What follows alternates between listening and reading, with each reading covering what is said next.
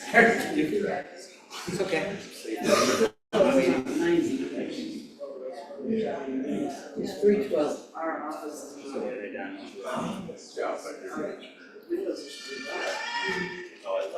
Oh. All right, I think you should be good to go. Fantastic. Welcome, welcome. Hey, everyone. Is mine on too? Oh, Yeah. okay. Just gotta get pretty close here. Let's just get you. Oh my God. And it was Why don't you move it away from the leg of that table, move it around that, so you can get close. Not you, Greg. The mic stand, you move it away from, this is stopping you from getting closer. Yeah, but it can extend up here, so I'm not too worried about it. Can I put this here without a co-star? Thank you. That way, Yeah, just gotta get pretty close to your mouth. So, whoop, not bad. way back here. There we go. How's that? It's great. It's great, great, great. Welcome. You want to start, Ray? Should I start? Start, please, Ben. Okay, welcome everybody.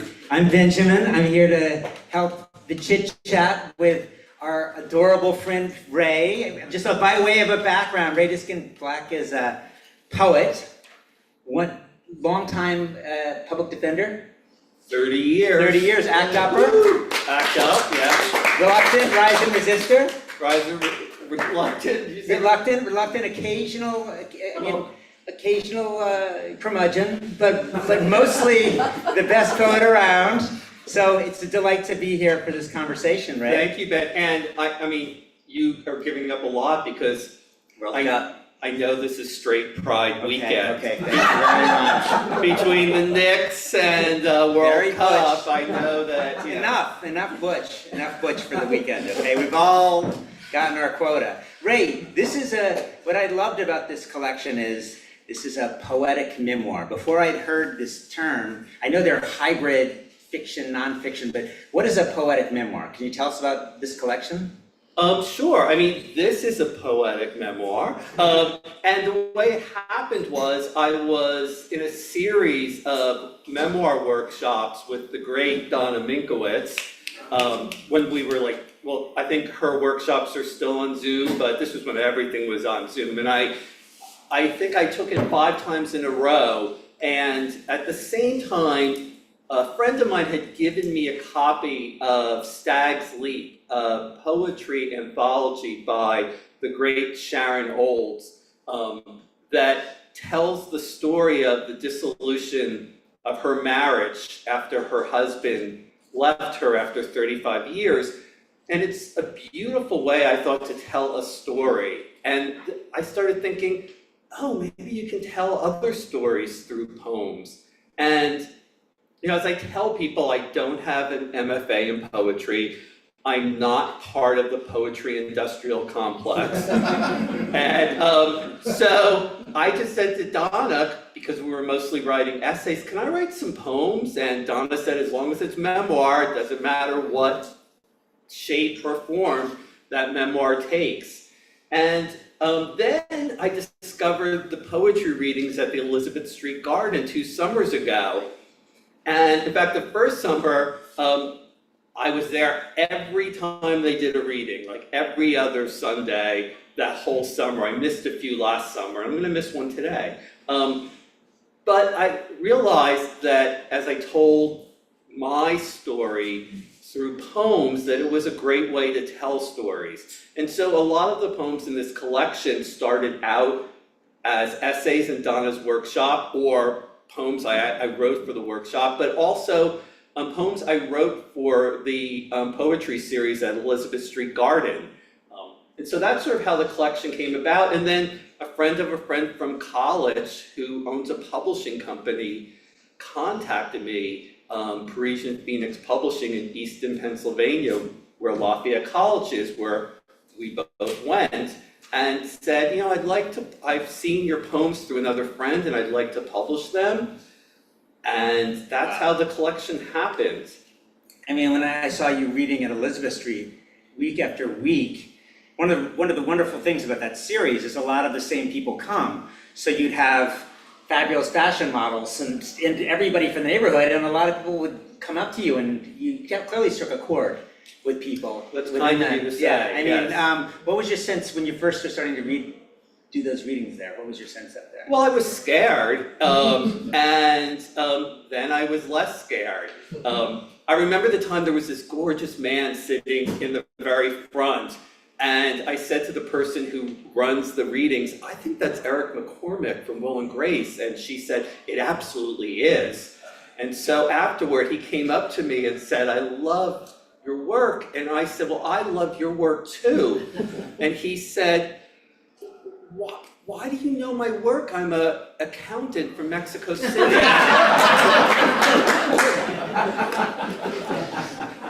And I said, so you're not Eric McCormick? And he said, I don't know who that is. And I brought up photos of him, and I said, Will and Grace, and he was like, what?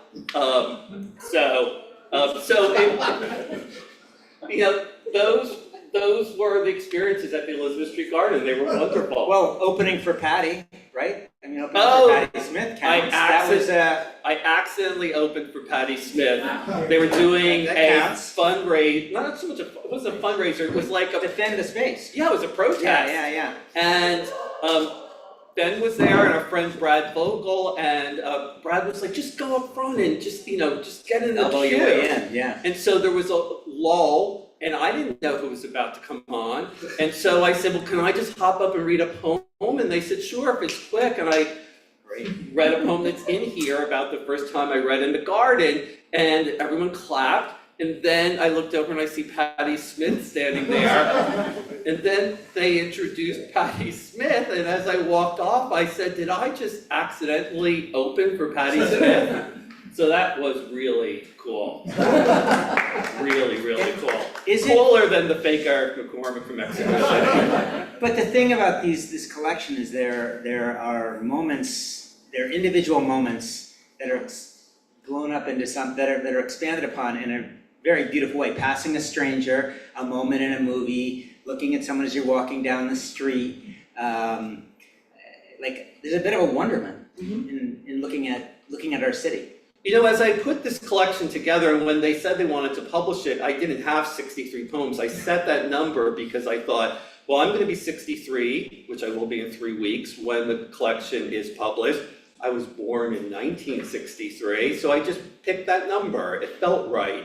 And as I put the collection together, I could not think of it as myself because I was writing about deeply personal moments. And, you don't get a poem about the time I screamed at someone in the supermarket for cutting me in line. So, That's the next time. a collection of poetry where I just behave badly. It would be a much thicker volume. But I thought of the person in the poems, I called him the protagonist. And when it was over and I looked at the protagonist's life in the poems, I thought, this reminds me, they say when we die that our brains shoot all this stuff off in its last moments and our life flashes before our eyes. And I like to think this is what will flash before my eyes. Big moments and small moments, difficult moments, moments of loss, moments of sex, moments of beauty. And so I guess this is my last dying gasp. There's also a quality of it when I read it, which just gives me the feeling a little bit of the moon landing, 1969, got kind of a feeling of us arriving in an epiphany.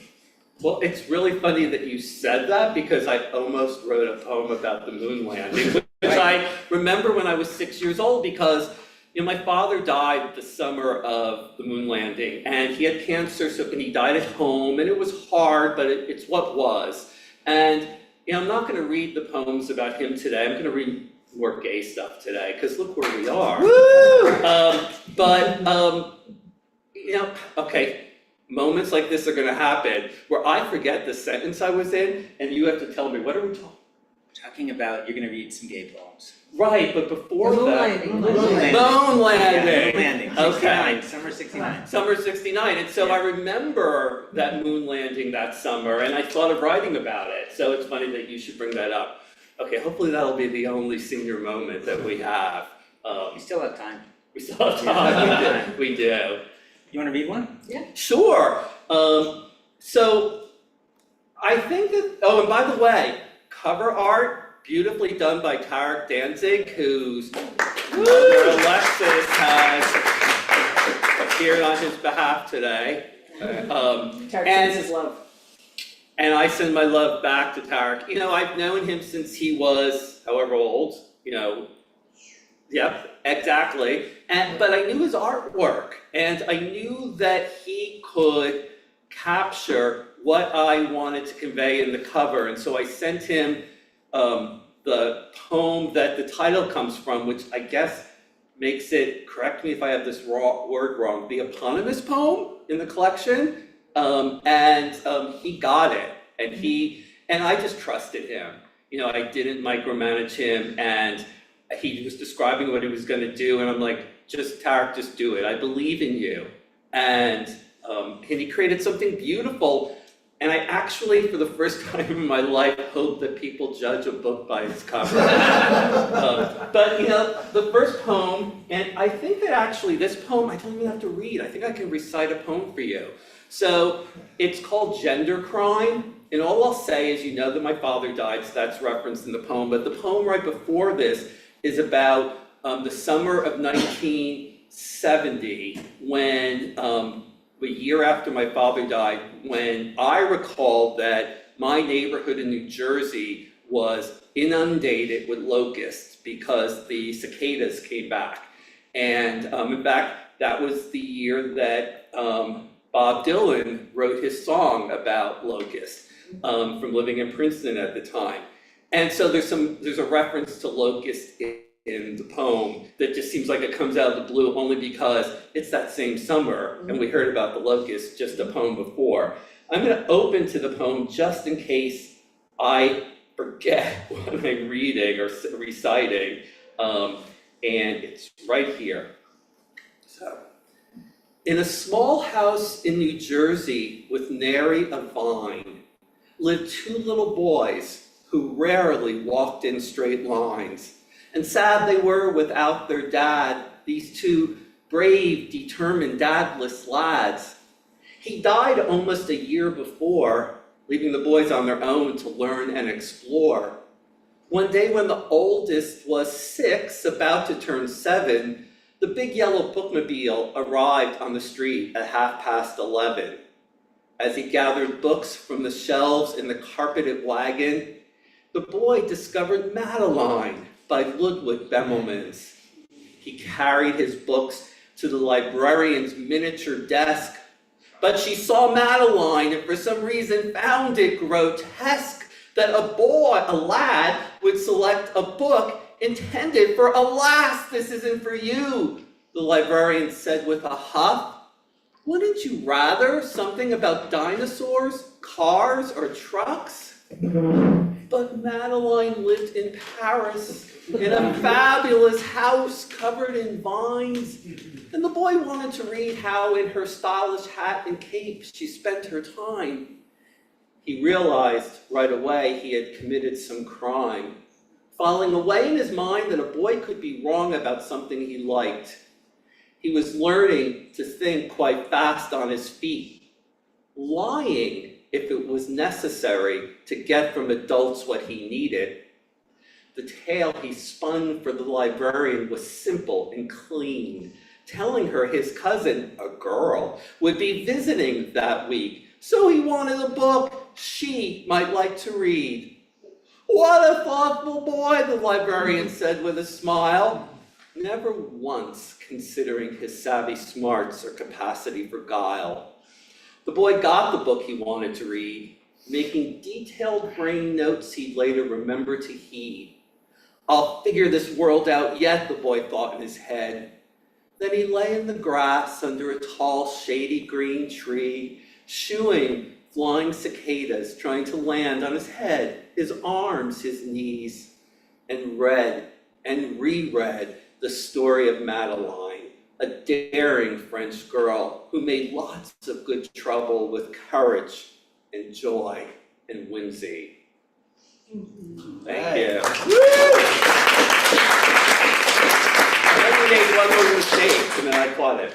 Well, from time to time in the poems, there is a feeling of grief that it seems that you're carrying with it. I mean, and there's obviously this story of your father in many ways, but how does that, is that intentional, or, I mean, I'm just wondering about that theme. I mean, some people have said to me that they loved the collection and it was so sad. And I asked why it was sad, and they said, because everyone, or a lot of people died. And spoiler alert, Yeah. everyone dies. And so, yeah, you know, I'm playing with the idea of death. You know, I wonder what happens after I'm not here. I wonder what the deal was before I was here. I wonder what's happened to everyone I loved who's no longer here, human, cat, and dog. And so, you know, and I also want people, if I can contribute anything to the conversation, I want people to like be talking about death. Yeah. And be comfortable with it and see the beauty in it. And so, and also when I look at the whole collection and so I'm looking at my life and I get that, it doesn't feel sad. I just think when I read it, oh my God, I've been so lucky. And that is a wonderful, beautiful thing to realize about one's life. Well, the sexiest poem to me is The Passing Stranger, the KS. I will read that poem next, Yeah. because this So poem, beautiful. you know, this poem started in Donna's workshop where she Okay. said, everyone go off camera for 5 minutes and write about something that happened with a stranger at some point in your life. And I got back on screen with the earliest version of this. And it wasn't something that I thought much about until I wrote it in the workshop. And now I think about, well, you'll see, I think about him a lot now. And it's called My Beautiful Passing Stranger. I remember one afternoon when I was 20 at the Bleecker Street Cinema, disappearing myself into a double feature, Cleo from 5 to 7, and Breathless. And Breathless, I was spit out into the bright glare and summer heat of 1983 New York City after 4 air-conditioned hours in early 60s black and white Paris. Feeling like a French New Wave extra, I roamed the winding warren of the West Village, disoriented every time I turned another corner as I passed Waverly on West 11th, heading towards 7th Avenue, underneath a canopy of lush green trees. He approached from the other direction, a handsome young stranger, maybe 28, who looked like Jean-Paul Belmondo, dreamy with brown hair and brown eyes, irresistibly sexy and cool, like the character Michelle leading Gene Seberg astray. From a half block away, I could see his face, his neck, covered in KS lesions, a veil of blotches, purple and brown. I knew what it was. I knew about AIDS. I was a barely 20-year-old closeted gay man who'd had unsafe sex. I was terrified of AIDS. We walked toward one another. I ordered myself not to look away. He got closer. I smiled at him. Our eyes locked. He returned the smile and nodded. I nodded back. God, he was beautiful. I fell in love. Can you fall in love with a passing stranger? The KS lesions were huge and everywhere. I wanted to hold him, to ease his pain. I understood my moral obligation to see him and acknowledge him. My humanity, his humanity demanded it. We both turned for one last lingering glance. I felt no pity. Though I thought I'd feel pity, I felt drawn to him, connected to him. My dreamy Jean-Paul, what happened to him? In my gut, I doubt he survived. Millions have passed me since him, some even nodded and smiled. But he is the one who has remained with me. He was, he is, he always will be my beautiful passing stranger.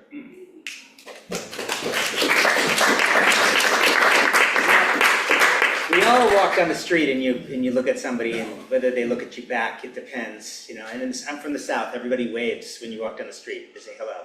New York, sometimes they do, but it's a different glance. One of my other favorites is the Sex versus Fascism poem, where you did greet someone in an inauspicious location.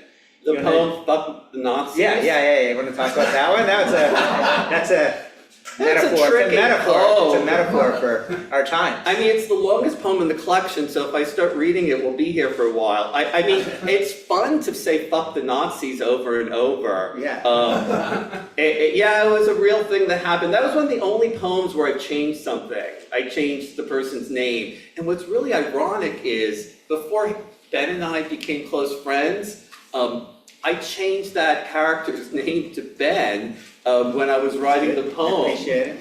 So now it seems like we had sex in Germany in 1985, but you would have been like in junior high, so that would not have happened. And I'm on live stream talking about I went to Paris. I really went to clear. Amsterdam and Paris, summer '85. I was in Amsterdam Yeah, in well, there we go. 85. Okay, the rest is history. Okay, so But I go on. I was actually, I mean, I could read that poem, but we skipped over a poem I did want to read today, called Dancing Queen, because I think it's really good for Pride Month. And this poem takes place when I was 13 years old, during sometime in 1976. The bicentennial minutes pass by as my body changes, as I change and turn 13, alone in my room with a new 45 of ABBA's Dancing Queen. That's me on side B. Holding the groovy vinyl disc in my sweaty, busy, pubescent hands, I place it on the turntable, ready to dance to the promised land. My portable phonograph, orange, adorned in swirling, trippy day-glow daisies, plays Sonny and Cher, Captain and Tennille, the soundtrack from A Chorus Line, and Sondheim's Follies. The door closed tight, I fashion an outfit of billowing robes, bed sheets and blankets suggesting royal gold, fit for a queen, a dancing queen. Feel the beat from the tambourine. A towel I wrap round my head, make believe bouncy 70s hair. Like Farrah Fawcett on the wall, her red swimsuit poster, my cover for the boy who secretly calls. I dance around that bedroom having the time of my life. See that girl, watch that scene, dig the dancing queen. Terrified to be seen. Exuberant and free as I jump then twirl, knowing I'm a boy, not a girl, but the wrong kind of boy. A camouflaged boy, forced to hide in plain sight, not show too much joy. I learn how to be what the world wants to see, burying deep the exuberant, free, tender me. Determined no one mimic an unmanly limp wrist, use the term fairy or call me she, though a radical fairy, a fierce dancing queen, an unburdened child is who I was meant to be. Thank you.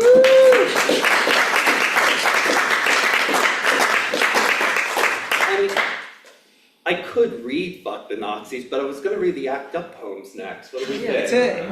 Act Up. I just I want mean, to say I one wore thing the about shirt. We the can talk about two poems. I just want to say, I think I think about a moment, I was in San Francisco at the Kilowatt, and it was like 93, and that song came on, and the whole room filled up with naked dancing queens. And that's like a great San Francisco moment for me. That is a great moment. Incredible. I'll top it. Okay, top, yeah. As I was walking here after Alexis Danzig waved at me from a cab and I took a moment to realize who it was. I passed by a restaurant on the corner and they were playing ABBA and they started playing Dancing Queen as I walked here. And I thought, well, I'm definitely reading that poem now. So one of the things about it, and we're not gonna read Fuck the Nazis poem, but you do refer to paragraph 175, which was the pre-Nazi criminalizing homosexuality ordinance, which they kept in the East and the West, and they kept it until 94. I think we got rid of ours in 2003, but when I'm in Berlin, there's no visible AIDS activism. And I was just wondering, you threw that reference, that legal reference in. As an AIDS activist, it's so important, silence equals death. What were you thinking when you threw that? When I was 22 years old in Europe for the summer, I backpacking with a friend, I went by myself to Dachau, which is the camp where gay men were often interned. And I'm sure everyone here would know this, but a lot of people in the world don't. When the war ended, gay men were the only people who went from a concentration camp into a jail cell to finish their sentences. But even though I was this deeply closeted kid who didn't even didn't want to be gay and didn't know if I was ever going to tell anyone, I had a sense when I was there, because I knew what happened there, that this was a place that a lot of gay men died. And so, yeah, when I tell it without reading the poem, it doesn't sound great, but on the way back from Dachau on the train, I met someone else who I'd seen wandering around the camp. And we had sex and we talked about how it was revenge sex. And it was great. I highly recommend revenge sex.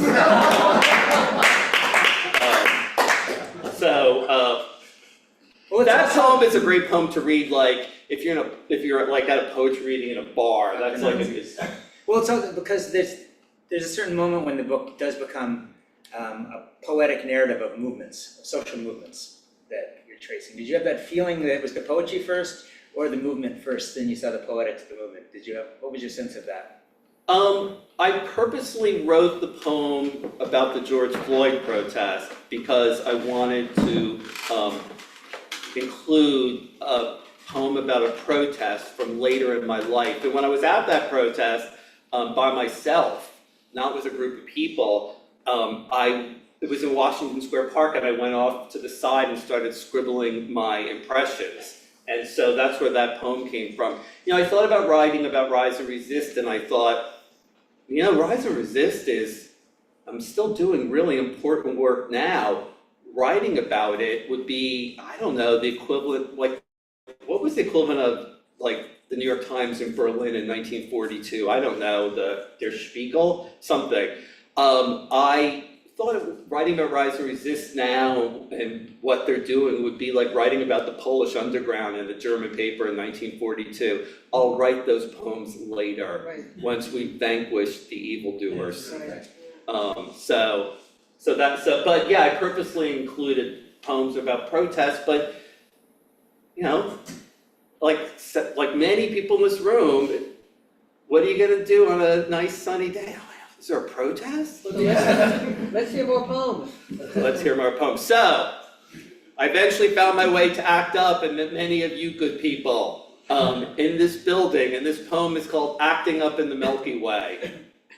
Army of brothers, army of sisters, sister brothers, brother sisters, acting up, fighting back, leading me to liberation from my 20-something closet where I hid from AIDS, hid from homophobia, hid from myself, thought I was keeping the monsters at bay, but only kept jubilation at bay during those dark Ronald Reagan mean, ugly days. We are a diverse, nonpartisan group of individuals united in anger and committed to direct action to end the AIDS crisis, said the facilitator at the start of every meeting. In the winter of '89, ACT UP stormed a church that had welcomed them not, and I marched my younger gay self to the L and the G, not yet a B and a T, let alone a Q and deny community center inside a ramshackle old school on West 13th, where I found my people fighting my fight, screaming, planning, demanding an end to the nightmare called AIDS, cracking open my heart to let in the light, replacing fear with the priceless gift of knowing who I am, of loving who I am. My first Monday night meeting was electrically charged, fierce women, hot women, fierce men. Rollerina dressed as a fairy godmother, gliding through the room with the rent pumpkin. I enlisted as a foot soldier at the age of 26, and this war declared against us as if it was 1941, because make no mistake, there were all kinds of fascists again, wanting us dead, wanting us erased from public life, ignoring the cries of young gay men, beautiful men, talented men, funny men, smart men, brave men, kind men, resilient men, outrageous men who would never know 30 or 40 or 50. Women, straight men, children died too, casualties as well of the gay plague, as it was called in the papers and on the evening news. Twice a week, I held some of those children in Washington Heights, sitting with them on my lap, gently patting their backs while a nebulizer delivered medications to their lungs, their tiny, vulnerable, infected lungs, aware these children might never know 3 or 4 or 5. Unconcerned with all this suffering, they gathered faggots to place around the stakes, those Bible-thumping American fascists, carrying torches to set the faggots ablaze. But the faggots fought back. The dykes did too, avenging lesbians unafraid of fire. I recall trans pioneers there as well, facing oppression outside and inside the room, recognizing our communal situation as dire. Together, these queers started a revolution, toppled institutions, transformed a community, saved millions of lives, saved my life from fear and despair and the belief that this disease would eventually take me too. There was little hope and even less joy before ACT UP for men like me who were told time and time again throughout our lives that we did not matter, that we deserved to die because of whom we loved and how we lived, which wasn't that different really from how everyone lives. Holding on to a promise made to us as children that life would reveal wonder and magic and it would be ours to enjoy and devour all the days and all the nights we roamed this spinning planet, located on a reaching, twisting arm, 27,000 light years from the center of a galaxy named by the Romans road made of milk, surrounded by billions upon billions upon billions of fading, brilliant shooting stars, luminous balls of hydrogen and helium hanging in the heavens, their light only reaching us long after they're actually permanently gone.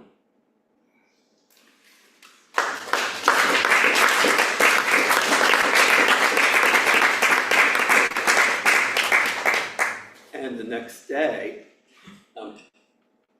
people often think 63 poems, I'm 63 years old, it's a poem per year. But no, here's an example of a poem in 24 hours after the other poem. And this poem is called Baptism on the Broadway 7th Avenue Local.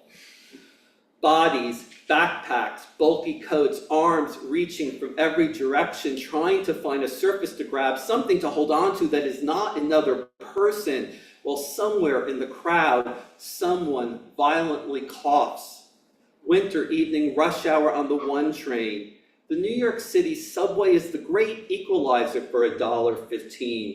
A small metal token the size of a dime, and I can commune with all the world trapped together in one closed claustrophobic space, hurtling underneath the city from Coney Island to the cloisters.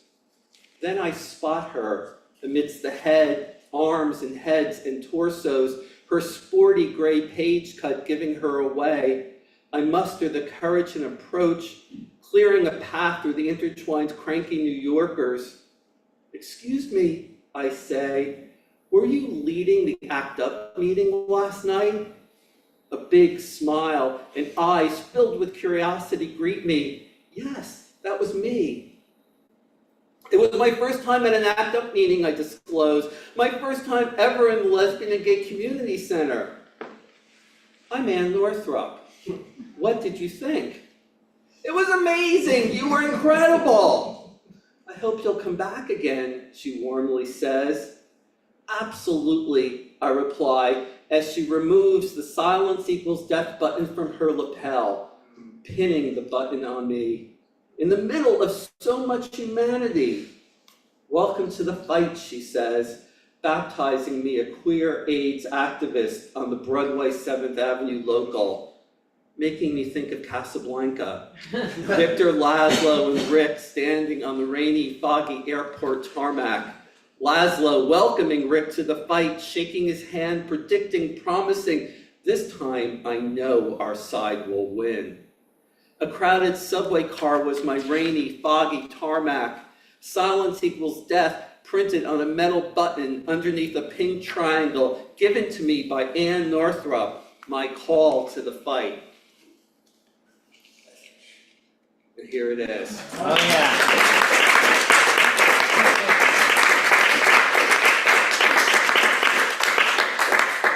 Same button all these years later.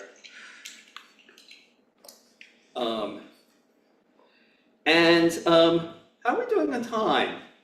Plenty of time. Plenty of time. Take your time. Be forewarned, the last time I did a reading with Jackie, she kept encouraging me to read more poems, and we ended up being in Village Works in the East Village for 2 hours. So And it was It was a fabulous. lovely day. it was fabulous, but I think I'm going to read this poem called Sullivan Street. Yeah. And I'm going to read it because 2 people in the poem are in this room. Craig Hauser and Alexis Danzig. So, Yeah.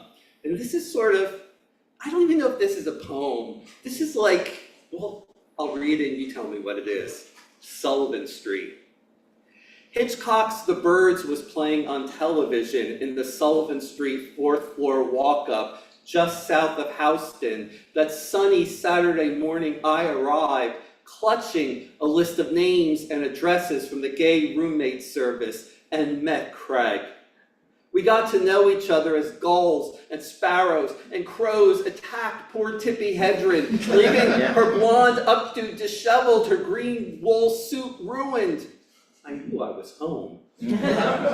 Departing Jersey from Manhattan overwhelmed me like a latter-day Mary Ann Singleton, but I acclimated to living at the center of the universe. Our building was filled with sweet, ancient Italian women, all approaching 100 then, all long gone now. The apartment's windows, screenless and wide open, never posed a danger. No mosquito or bird or burglar ever came inside. Just a series of neighborhood cats I would sometimes find curled up on my bed, and once a giant weird stick bug in the corner that looked extraterrestrial. My bedroom belonged in the 1950s to Charles Nelson Riley of 1970s Match Game fame, said the sweet ancient Italian women. Did Charles ever come home to find a weird skinny stick alien in the corner? Each June, I would look out my bedroom window, the one with the fire escape, and watch the Ferris wheel of the St. Anthony feast spin round and round with people staring in at me, strangely sometimes waving as if I was part of the ride.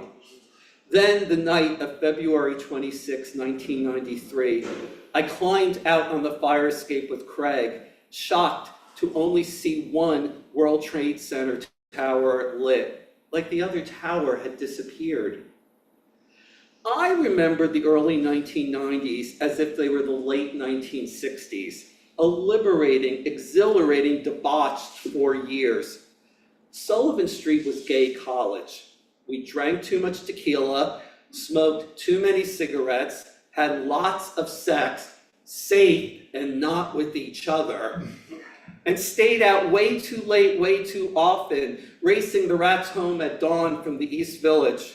We met for coffee at Life Cafe, celebrated birthdays at Universal Grill, danced at Crowbar and Wonder Bar, protested, and went to ACT UP meetings every Monday night.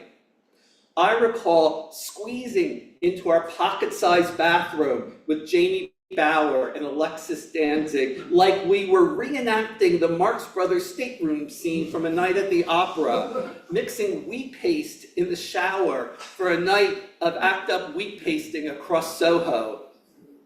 I remember filming talk shows with the camcorder in our living room, which was also the kitchen, inviting our friends to pop by the apartment as guests long before Kramer did it on Seinfeld.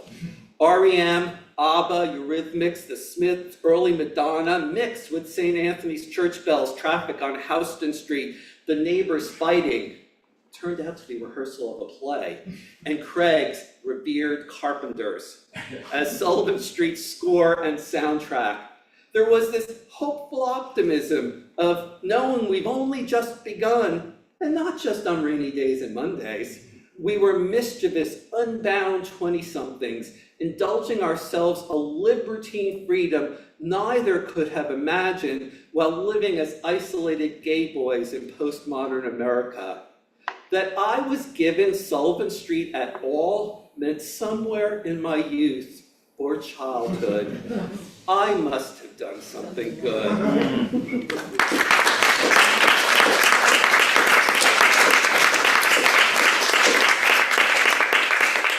You're getting a stretch of 4 poems, the ACT UP poems, because it was the meeting and Northrop, Sullivan Street, and now I'm going to read you Just Before the Cocktails Came, which I wrote for my dear friend, who many people here knew, and ACT UP, Howard Pope. It was unexpected to find myself young during a time of war, when the bombs fell selectively, precisely, and strangers sitting near me on the subway knew nothing at all. There were 2 cities then, Aidstown and New York. A person lived in one place or the other, 2 universes running parallel within the same world at once. We met as the 80s wound down, you all muscles and sarcasm and impatience underneath a mop of punkish blonde hair. We both found our way to ACT UP and jokingly called it ACT UP High, the queer teenage experience we finally got to have if high school had been the French Resistance taking on the great bubonic pestilence. You were a sexy, cool kid, bartender, musician, rock and roll fag, bar star. I was less cool, tentative, wandering in and out of ACT UP meetings, lingering at the edge of protest. I was an alley cat raised by wolves, sniffing trash cans in the alley for the first time, a little afraid, a lot excited by finding, finally, the alley and the cans. The end came sooner than we planned. I remember how your skin felt when I last touched your hand, paper thin and willowy, like an old man. You'd moved to San Francisco, so I hadn't seen you in months. As I approached the corner of Ashbury and Haight, you stood there smiling, leaning on a cane, having gone from muscly to emaciated in the span of 1 winter and 2 weeks of that spring. It happened back then, before the good drugs came. 1993, 1994, 1995. Guys our age still died in droves, disappearing from Chelsea, the Village, Cherry Grove. Not like the early days when no one knew anything and everyone was in shock, but a dying on the eve of salvation when the cocktails came out. Highly active antiretroviral therapies that would save millions of lives. You missed it. Just missed it. We had no idea then how close we were to that. Still in the dying years when you accepted your looming death and rehomed Godzilla, your cat. As you slipped in and out of consciousness, unable to stay, your beautiful body ravaged by AIDS, the pandemic that ravaged our gay salad days. You asked of me one thing. Dear Howard, my friend, to write about you, not leave you lost in the fray. And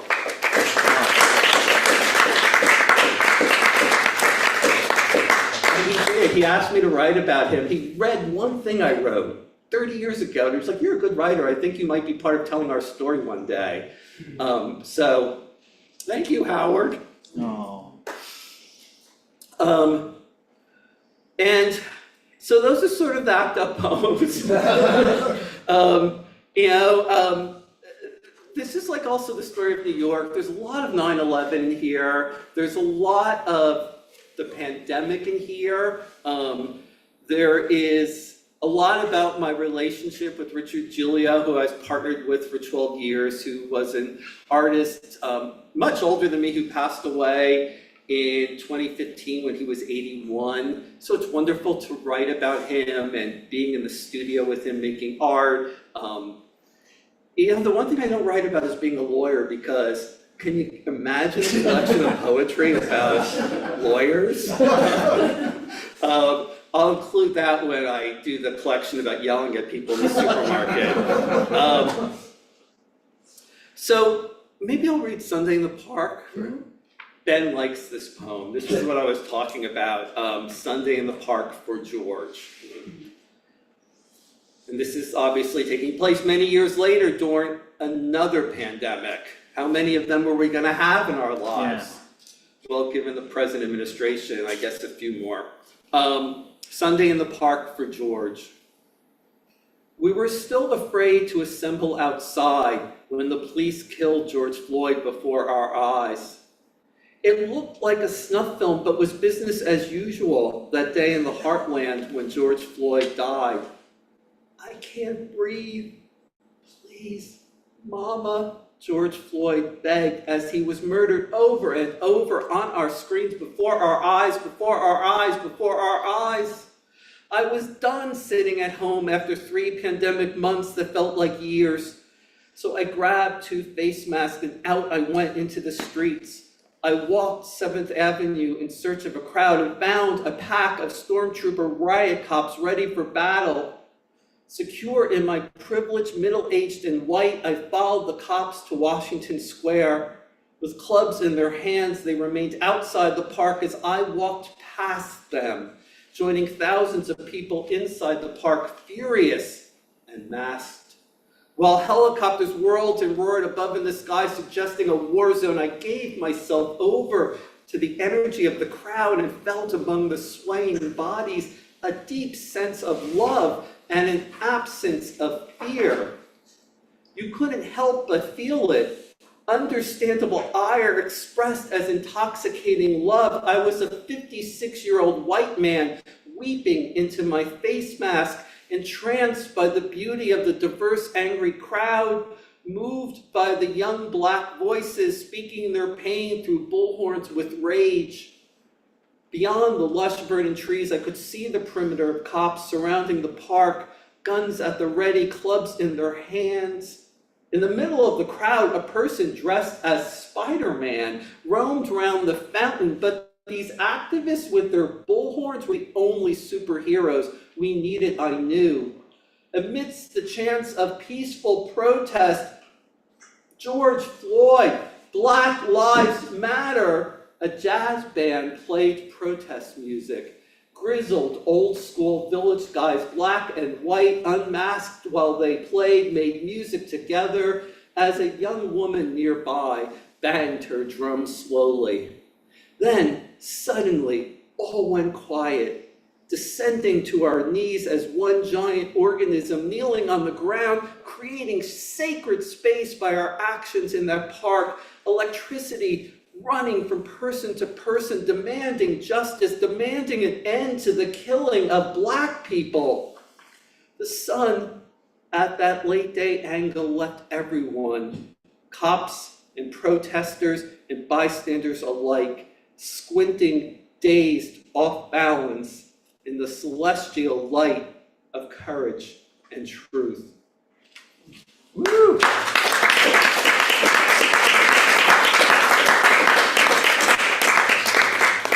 I mean, do you want one or two more? Or? Yes, take your time. Okay.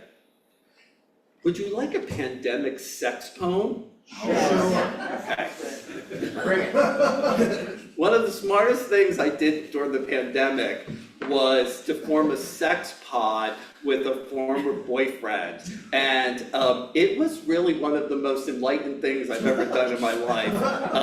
And we were like, look, we're not gonna fall back in love. We're just gonna have sex during the pandemic. And so this is that poem. And you know, when I first wrote it, I shared it with him and I said, is it okay that I share this with people? And he said, you know, no one's ever written a poem about me before, so yeah, share it. And it's called Outside the Window. We were once in love. Now we love each other, offering kindness, unconditional, unknowing and accepting, without need to name it, without need to own each other. We'd been alone, both of us, pandemic descending all around like that 14th century horror show, witches burning at the stake as punishment for the pestilence, funeral pyres dotting the landscape, this time called refrigerated morgue trucks. People desperate again to not become one of the dead. We needed to touch and drink another during this, our second plague together. Last plague for us, gay men burning at the stake as punishment for the pestilence. Now we are thirsty vampires, witches not burning, conjuring hope with our flesh. Our bodies older now, more wrinkled, sagging, still familiar. We came together this time on a rainy Sunday. The face masks made of leather stayed on at first.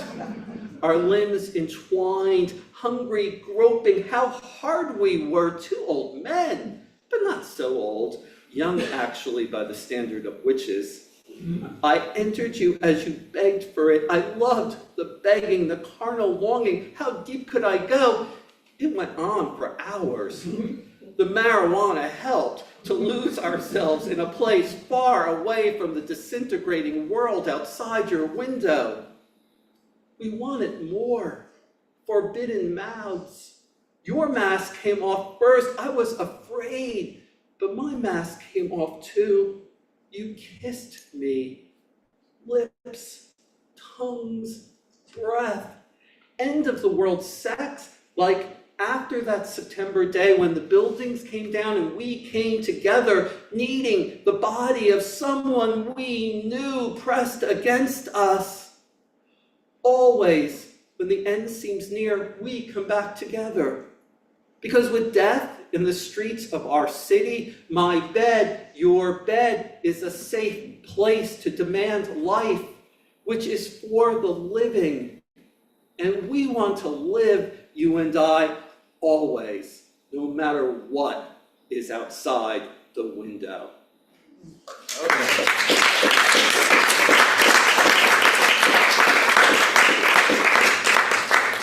So, I don't know, what should I do next? Did I miss anything?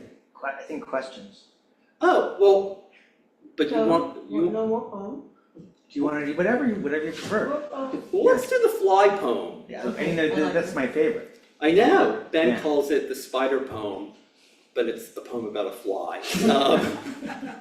And I think I can recite this one too. Um, I lived with a fly once for 45 days, 15 days longer than the average fly stays. He arrived in the apartment in the middle of May, buzzing from wall to wall to wall to wall, staring at me through his two simple eyes, made up of 6,000 compound eyes. And if I'm being honest, for a fly, seemed kinda gay.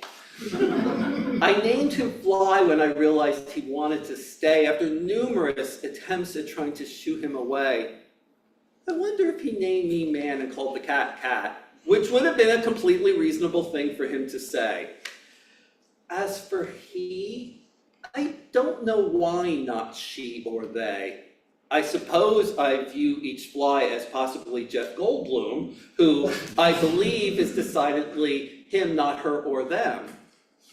The cat and I would sit on the bed, while Fly always took the wall. And once we got to know each other, the three of us would chat about when the metamorphosis might take hold, leaving one of us, or all of us, into something we weren't possibly prepared to be at all. The cat fantasized about being a bird, though not the kind that ends up in a large roasting pan, while Fly waxed poetic about becoming a man. I confessed I was well into the second act of my play, but would be willing to learn new lines if my character was rewritten and changed. We can change ourselves on the inside anytime, said Fly. The cat nodded in agreement and then asked me why I wanted to change, because he, the cat, loved me as is, just fine. Thank you, I said to the cat as I snuggled my nose against his head. You always make me feel better about life, lessening my dread. Then one day in late June, on the eve of Queer Pride, I found dear sweet Fly dead, lying supine and expired in the tub, like the death of Marat by Jacques-Louis David. As in the painting, Fly died scribbling a note, thanking me and the cat in the words that he wrote for all that we did, giving him a beautiful life, believing that he, a fly, could be anything he desired, and he returned that support to us when we tired. Rest in peace, Fly. You were a wonderful friend. Next life, if you're human or even still Fly, stop by again, and we three will break bread. Fly, cat, and man.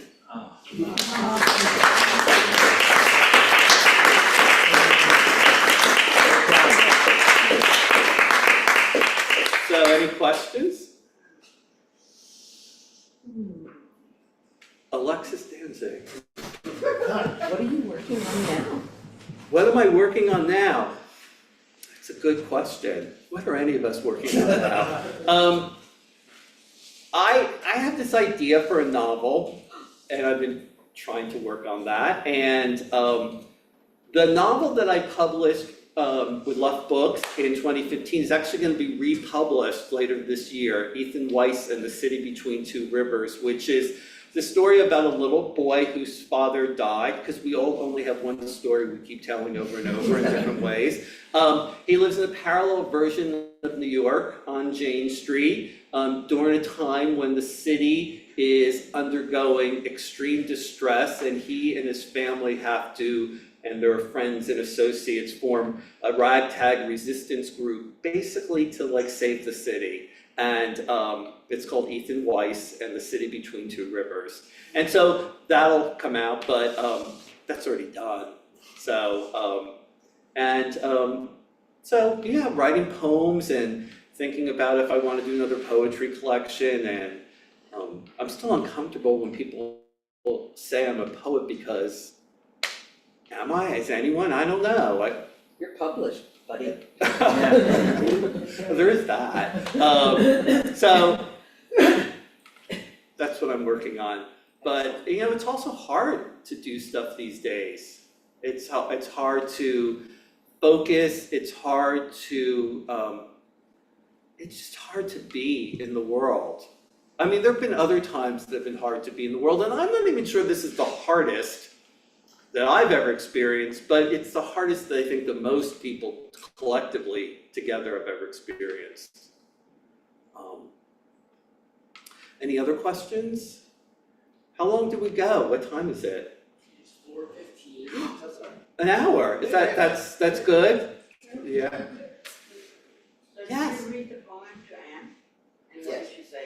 Oh, so anyone who I wrote about, who's living, I not only asked them if I could write about them, but I sent them the poems that were about them. So I sent Anne that poem. I emailed her and I said, "Hi Anne, I wrote this poem."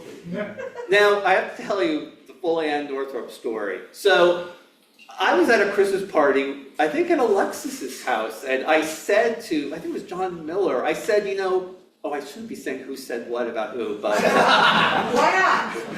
and I'm being live It's only streamed. being live streamed, don't worry. Okay, and wasn't John Miller, I don't know who this person was, who just burst in. And I'm telling this story, and they said, "Oh, I wouldn't tell Anne that, she's notoriously not sentimental." And I'm like, "Oh, okay." And then after a Rise and Resist meeting early on, when we were at the church still before the pandemic, I said, "Hey, Anne, you probably don't remember this, but it was really important to me," and I tell her what happened. And I think Anne Northrup got a little misty-eyed, and she hugged me. So, she's sentimental. And so then when I sent her the poem, she had been reminded previously about the incident, and she said she loved the poem, and then I sent her a copy of the collection, and she said she loved that as well, and so she definitely knows about it, and she said I made her immortal. I'm like, no. Anne Northrup made Anne Northrup immortal. Anything else? Well, so after a day like yesterday, where the memorial, the Yates Memorial, in the last few weeks, and there are a lot. But to read the ACT UP poems, these poems, given that maybe that some people are getting a little older and don't. Yeah, I was so moved by Iris Long's memorial yesterday, yeah. and Iris, I don't know if she would have known me, but I certainly knew her, and I was in awe of her.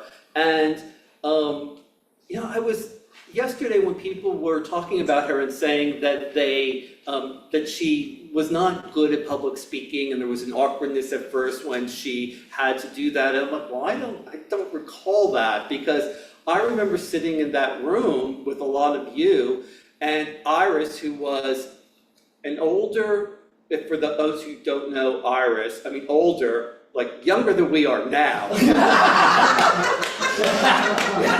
But older than we were then.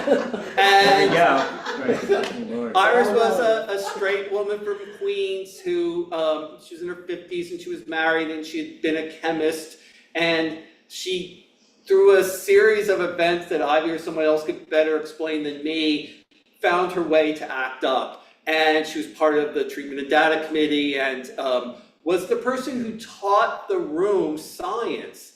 And I was always in awe of her because I knew she didn't have to be there. I'm just so moved. Yes. I had to be there because, hello, we were in a lot of trouble back then. And, but Iris chose to be there, and chose to be a person who changed the course of history, just because she was a really good and really smart human being. And I just was always in awe of her. And I didn't think much about her over the years, but then when I heard that she had died, I just remember just taking a moment to thank her. And so I was there yesterday with a lot of you, and I decided to write or to read the ACT UP poems. At Kathy Otter's memorial 2 years ago, The poem was in its formation stages. I had written a version of it for my memoir workshop with Donna Minkowitz. And I was so moved at Kathy's memorial, Kathy who was a trans person and was, I want to just make this clear, Kathy Otter was the very first trans person that I am aware I knew. And to watch them in front of us in that room transition, only now can I appreciate the gift that was. And so when people talked at Kathy's memorial about how the experience of being in ACT UP was often difficult because there was oppression inside the room as well as outside, I went home and changed the poem because I realized I hadn't, mentioned. I mean, originally the poem was just about gay men because that was my experience of it at the time, and I'm like, no, women, children, you've just got to mention them in the poem, you've got to acknowledge it. And even if you were talking about who you were then and why you were there, you have to be honest about everyone that was in that room and what that experience was. And Iris, as this straight woman who didn't, as far as I know, have AIDS in her life till she came to ACT UP, and Kathy, who was transitioning in front of us, were two really important people, and they're not here anymore. And yesterday I was so moved by, I don't know if it was Peter Staley, Mark Harrington, different people said this, maybe Ann Northrop said it as well, that, the Larry Kramer and Iris Long generation has passed on. And, those of us who are in our, or 60s, that we're not gonna be here forever. Because again, spoiler alert, everyone dies. And so it just seems really important to tell the stories. I remember that Jamie Bauer said to me when I said this was being published, Jamie said, for every person who was in that room, there is a different story. And each of those stories needs to be told. And together, cumulatively, they tell the experience because it was the most extraordinary thing, ACT UP, that I've ever experienced, and the most extraordinary example of democracy that I've ever seen. And it changed me as a human being. And so it's a privilege to write about it because I was just a kid in my late 20s in the back of the room, Cruising. The very first person who ever spoke to me at an ACT UP meeting, and I didn't realize till years later, I think I was being cruised. I was in that first ACT UP meeting, and Bob Rafsky walked up to me, and he's like, "Hi," and I'm like, "Hi," and he was like, "I really like your shirt." And I was wearing, it was winter, and I'd taken my overcoat off, and and it was really hot in the room. I think just because of the energy. And so I was wearing a t-shirt that was a tie-dye t-shirt that when you looked at it, it looked like an extraterrestrial. And Bob said, "You look like you have an alien on your chest." And I was like, "Thank you." Thank you, nice man who's talking to me in my first ACT UP meeting. And then later, I was like, you didn't know what the hell was going on, did you? But yeah, sitting in the back cruising. Or smoking cigarettes out in the courtyard with all the fabulous lesbians. That was often where I was more than cruising the men. But it was, it was incredible. And I don't have to tell anyone in this room who was there what that experience was. And it was an awful time. But in the midst of that awful time, I think it's really wonderful and beautiful that we found each other and had that experience and changed the world. So, did I answer your question? Yeah, of course. So, anyway, thank you so much for coming.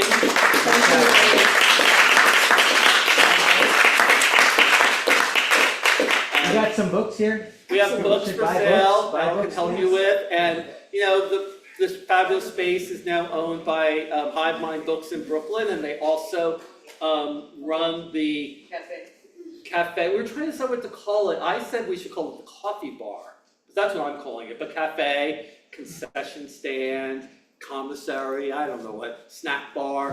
But go down there and have a cold beverage and spend some money and help Hive Mind Books to make sure that this space continues. Alright, nice. Great job. Well done. Thank you. Didn't the bookstore stuff? Yeah. How are you? People on there. Oh,